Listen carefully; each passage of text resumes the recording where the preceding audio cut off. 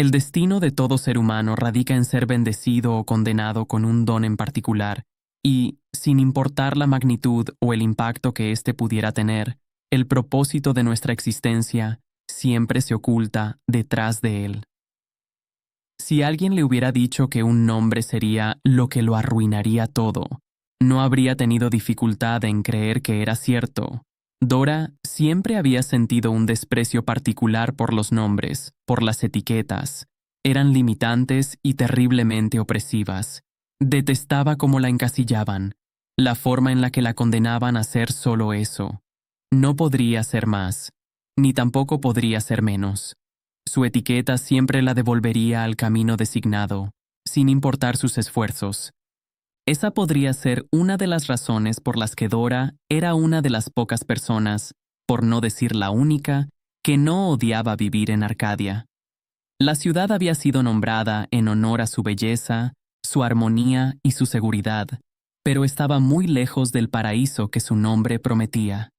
El cielo estaba cubierto por nubes grises de manera permanente, tan densas que eran casi negras. Parecía como si algo le hiciera sombra al sol, obligando a que sus rayos, pálidos y débiles, lucharan en vano por abrirse camino a través de la neblina. Arcadia estaba aislada del resto de Aeteria y del mundo en general. El mar al norte extendía uno de sus brazos en un arco, por el oeste y suroeste, antes de unirse al bosque que los separaba de Terra Sancta al este. Los habitantes de la capital tenían sus hogares establecidos a los pies de una gran colina, pero según los ancianos de la comunidad, no siempre fue de aquella forma, y en algún momento del pasado, también existió una ciudadela en la cima de la colina, dentro de los muros que protegían el castillo. El castillo Stig era un lugar lúgubre, rodeado por un cementerio y protegido por murallas de piedra con picos de hierro, que durante la noche proyectaban sus sombras sobre los tejados de la ciudad baja, infundiendo miedo en los residentes. El cielo proyectaba una penumbra cada vez más espesa y gélida a medida que uno se acercaba a aquel lugar, y parecía como si la oscuridad amenazara con desgarrarlo con sus afilados zarcillos de hielo. A pesar de ser el elemento más llamativo de la zona, nadie se acercaba al castillo Stig, al menos no voluntariamente. Quienes solían aventurarse a sus extensos e indómitos jardines, rara vez regresaban, pero jamás lo hacían con vida. Algunas veces, los familiares afligidos que merodeaban en las cercanías de las murallas encontraron un dedo o un ojo.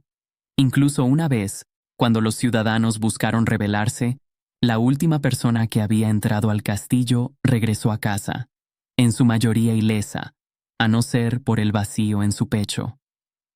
Cualquier intento de revuelta fue rápidamente sosegado después de eso. Luego de aquella experiencia, los aldeanos notaron la importancia de los corazones. Se dieron cuenta que nunca habían encontrado uno a los alrededores de la colina. Eran lo más codiciado para la bestia. Eso había quedado claro. Los amantes de lo esotérico afirmaban que el monstruo los tomaba para llenar el vacío en su propio pecho, mientras que aquellos que se inclinaban hacia lo grotesco sostenían que simplemente se los comía. Todos en Arcadia conocían bien las historias, todos participaban de alguna manera, todos estaban al tanto del acuerdo al que habían llegado y del sacrificio que requería. Dora nunca fue devota de ninguna deidad.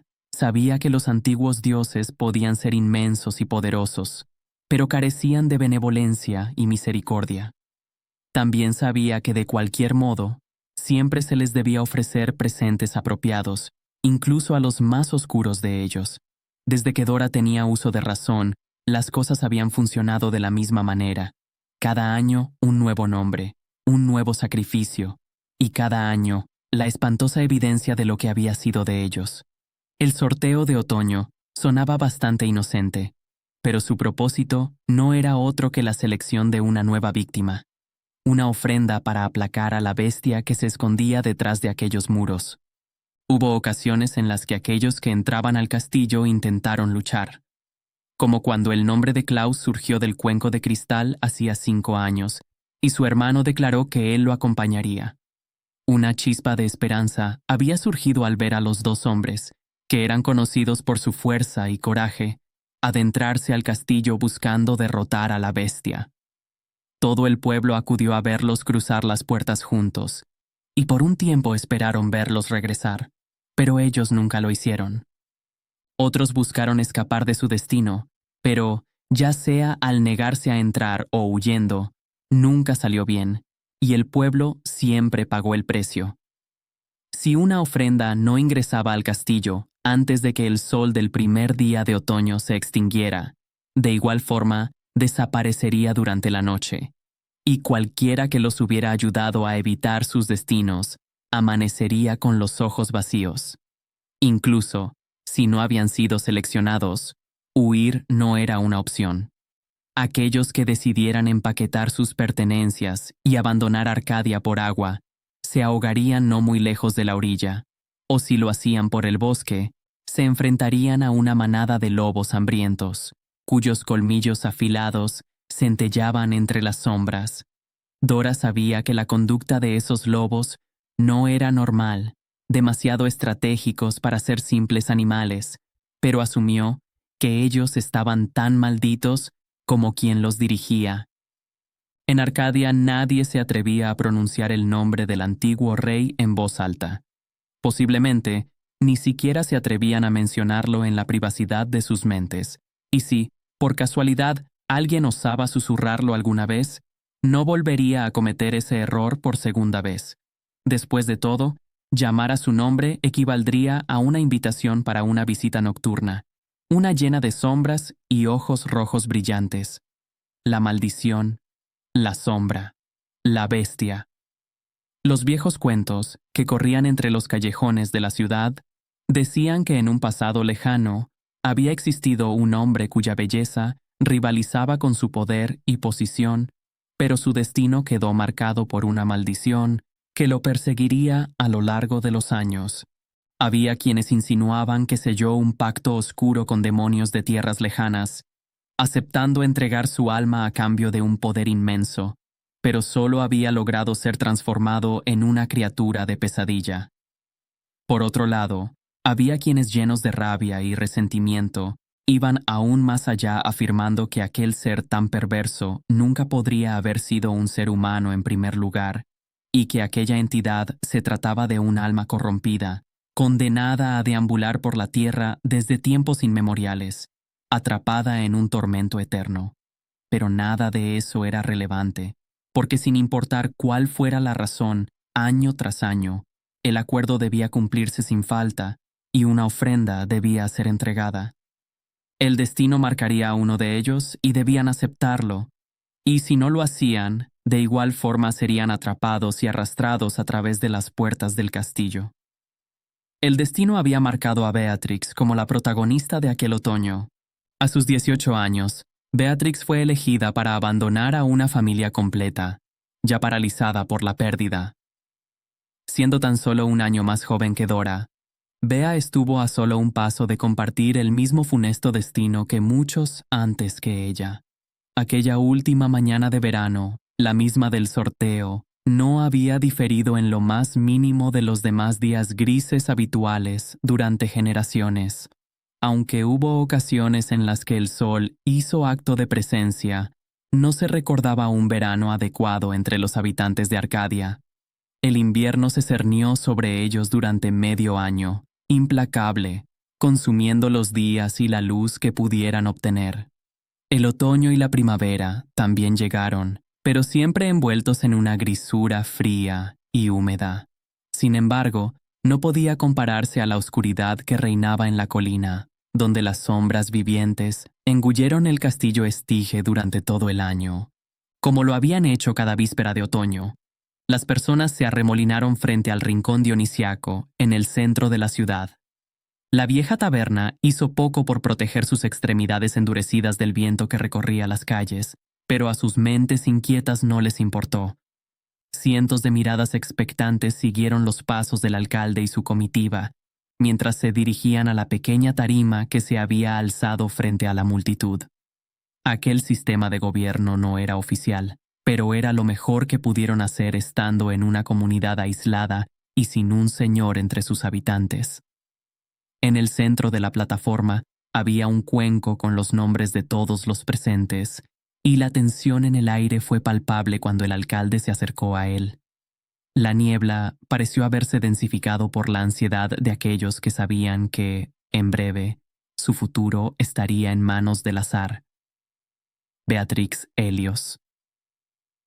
Un profundo sollozo, lleno de dolor y angustia, había roto el silencio que se apoderó de la multitud segundos antes, y la señora Helios, con las manos temblorosas, se había aferrado a su hija, quien no se había movido ni un centímetro.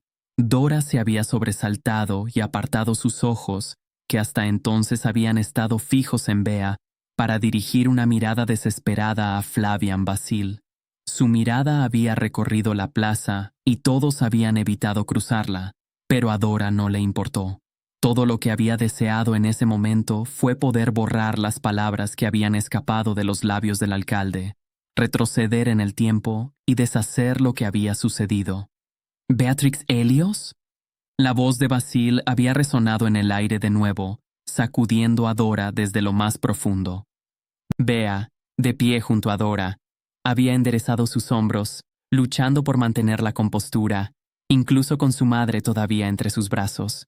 Había apretado la mano de Dora con fuerza y un suspiro entrecortado había escapado de sus labios antes de que se desprendiera de ambas mujeres para dar un paso hacia adelante con determinación.